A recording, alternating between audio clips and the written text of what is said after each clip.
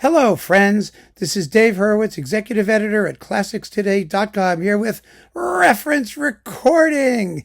And today we're talking about a very interesting work, something that hasn't been recorded all that frequently, or a group of works, but which nonetheless has an obvious reference recording. I'm speaking of Tchaikovsky's 4 orchestral suites. Now, these are of widely differing character, the 4 suites, but they're really full of terrific music. They're lovely. They're fun. They don't have the, panting and heaving, the emotional hysteria that we come to expect from Tchaikovsky. They are cooler music. Tchaikovsky often said that it was necessary for him to keep writing music, even when he wasn't inspired. And so maybe this isn't as inspired as some of the things where he is panting and heaving and hysterical. It's not. Who are we kidding? But that doesn't mean he wasn't a great composer.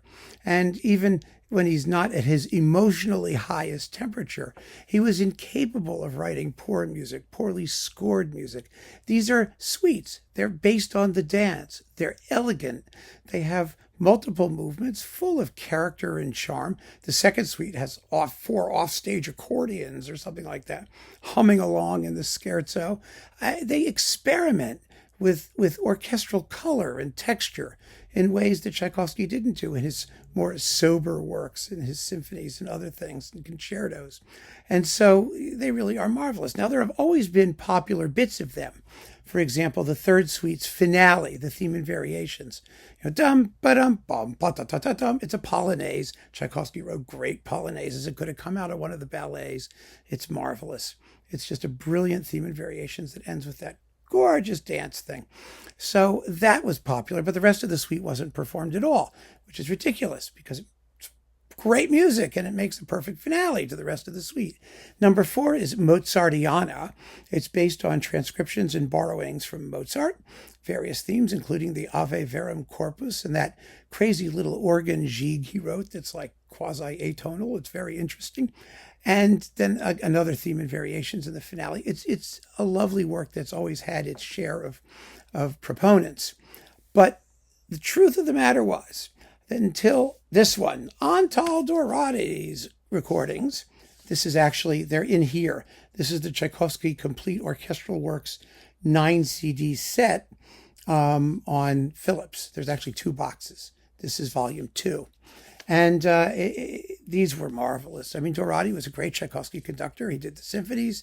He did the reference 1812 overture. He did the complete ballets. He was a ballet guy. He was the perfect guy to do these orchestral suites. There were also recordings on Melodia with Svetlanov and people like that. I mean, there were some. I don't know what the exact dates were. And I don't really care because they weren't available. These were the first recordings of all 4 Tchaikovsky orchestral suites. And when they came out, I mean, many of us just said, what, Tchaikovsky wrote orchestral suites? What are you talking about? We didn't know what those were. Most people hadn't heard them, certainly not the first 2.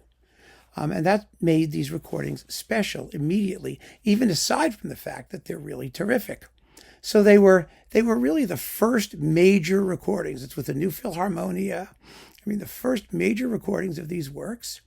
On a major label. At that time, it was Mercury Living Presence, but the label had been purchased by Philips, and they were repackaged and reissued by Philips. I mentioned, they're in this box. They were also a Philips duo. They were also issued on that sublabel Newton Classics in the past couple of decades. They were promoted. They were available.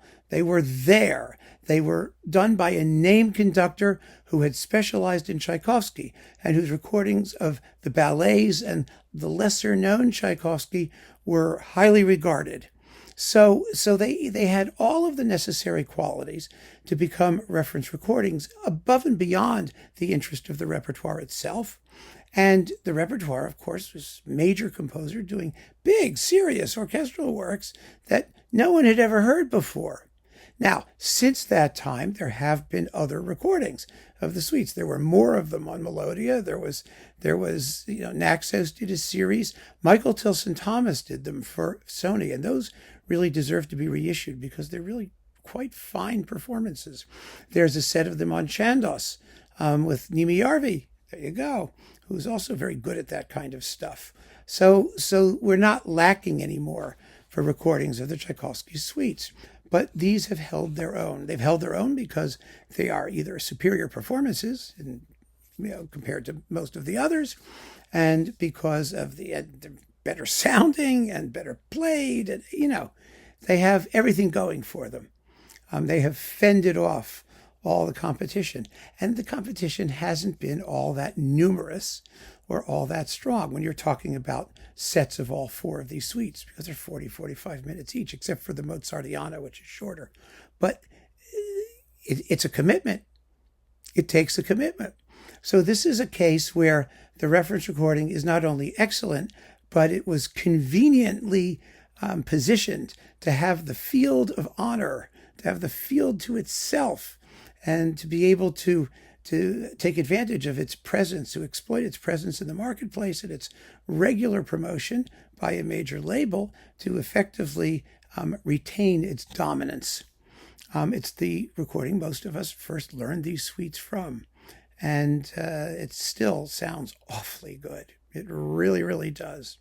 So there you have it, my friends, the reference for the Tchaikovsky suites, Antal, Dorati, the new Philharmonia Orchestra on Mercury, then Philips, now Decca, and who knows where it's going to wind up later. Keep on listening, my friends. Thanks so much for joining me. Take care.